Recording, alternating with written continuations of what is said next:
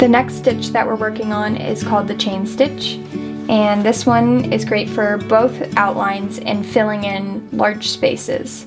And it looks kind of like a chain, so you can see why it's called chain stitch. So take your fabric, you're going to start it the same way you started the other ones, come up from the back. Okay, and then this time you're going to go down right back where you came up from. It doesn't have to be exactly in the same hole as where you came up from, but it should be very close to it. So down right where you came. And then you're going to hold this loop to the right of where you came up. Always keep it to the right. Okay, this can get a kind of tricky when you got hands on both sides, but I like to use my thumb as a little bit of a stopper here. Can see that loop? And then next you want to come up through the center of that loop. So you can see the needle comes up, hold the loop to the right. Now you want to pull through.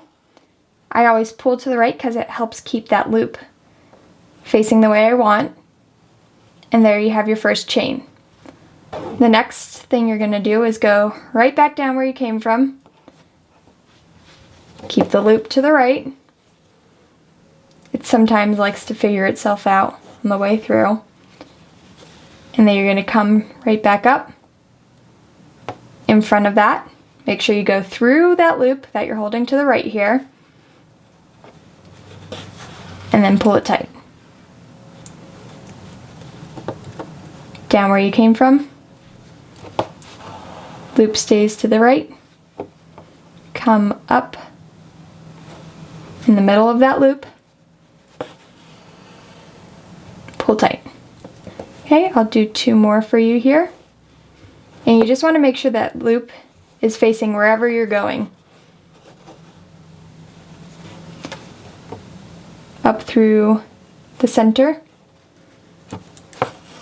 pull tight, and last one. The last thing I'll mention when you're doing chain stitch is sometimes your loop might flip sides on you.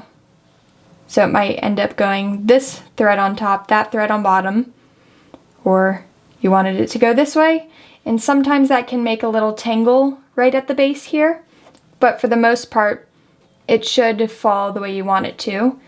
And then also when you're pulling through, make sure not to do it really tight like that, because then you'll lose the nice loops of your chain.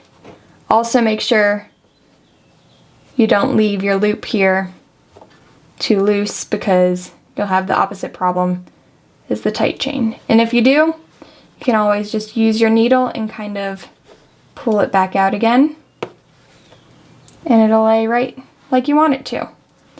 Now to finish the chain, instead of going back where you came from,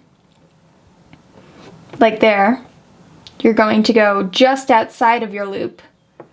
So you're creating one tiny stitch on the outside, and this just pins that last chain into place. There you go, that is the chain stitch. Finish it on the back, same way you finished your first 2.